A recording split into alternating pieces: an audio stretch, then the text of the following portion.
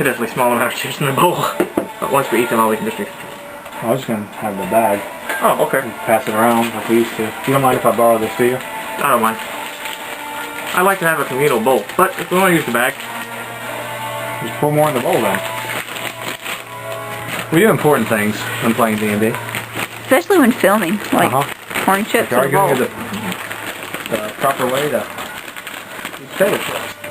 Yeah. Go in there. But not too much. Anyway. What else do you do? That was my idea. Let them do stuff. I'm going to search of 22, right? Yeah. There are also some letters and things on the writing desk.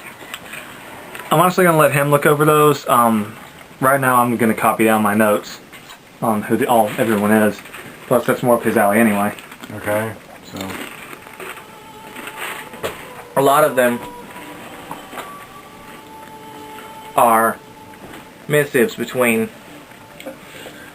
this particular person, whose name, Kalia, apparently. No last name is mentioned, to someone named the Hierophant, arguing over the proper experiments and mixes here. Specifically an argument over whether or not to make those spiders you guys were dealing with. As you may have noticed, they were undead and the formula didn't seem to have affected them the same way. Right. They had more lines, I think, more yellow. But finally, you find something that actually interests you. Oh, if you look closely at the letters, which I'm assuming you do, it looks like there's sort of a paternal tone in the letters, but condescending. Like family members are arguing. Right. And like the subtext is more one of disappointment than of or just not understanding each other than of actually disagreeing over magical experiments. But finally you find a communication that actually is interesting and important. In case their current plans need to be accelerated, which the mentioning of the current plans is that you've heard this before, they're building an army to take Hellastor and eventually more of the cities to the west. Right. But Hellastor first, because something mentions that it's kind of the gateway city there, and would be an effective place from which to control the west and the east. A good place to start. That the Illidan are the main thing that they're concerned with. Their presence here is a problem, their presence to the west is a problem, so they want to create some chaos among them. It appears that, from what you're reading, they've planted spies in several Illidan bases. Higher up ones, like assistants to the heads of different areas, and actually in at least one case, you can't tell exactly how many, the head of one area is one of the spies. They've been, enchanted with undetectable alignment and things like that have been distilled so that you can't detect that they're there. Right. And something called the Grand Convocation is mentioned, which you remember. Well, not the Grand Convocation, the Illidan Convocation.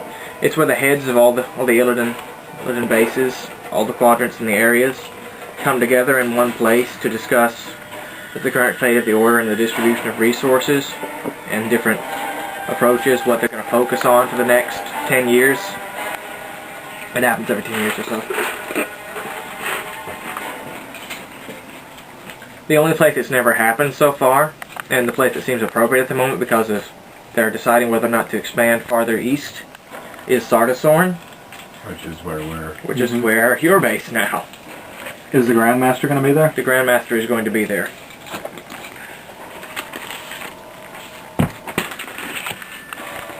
He's not assassinated. Actually, the Grandmaster is a she. Pardon? The Grandmaster's a she at the moment. Okay. The first female Grandmaster in history. Sistona Gazan. Jasper knows. First female Grandmaster, she's from the plains to the west. And is actually unusual for an Illidan Grandmaster in that she's not a paladin or a cleric. She's actually just a really good war leader who's devout enough that she's the Grandmaster.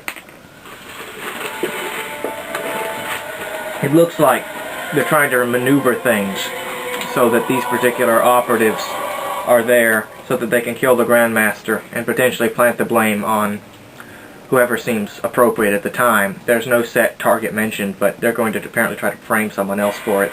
Appears to be their plan, to create chaos among the Illidan. It doesn't mention the spies by their names, but it does mention code names for them, which are Twisted Desire, the Scribe, and the Fury.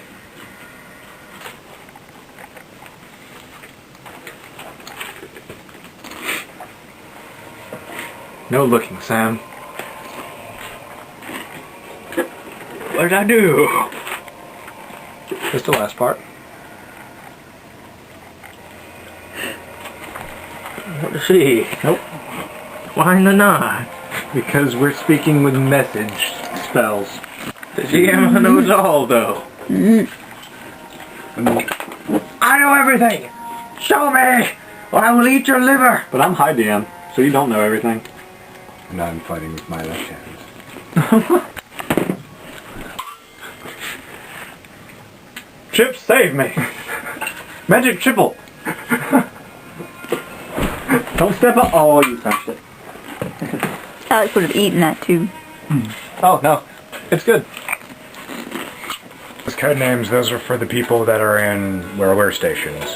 No, those code names are for people scattered all over the region. But they're going to be at this convocation. Yeah. Which they're trying to maneuver things so that it gets placed there, which is actually appropriate because of the subject matter. So odds are the Illidan convocation is going to be at Star Sorn. And from what you recall, from when you left, which was about 5 days ago, it was only about 3 weeks away.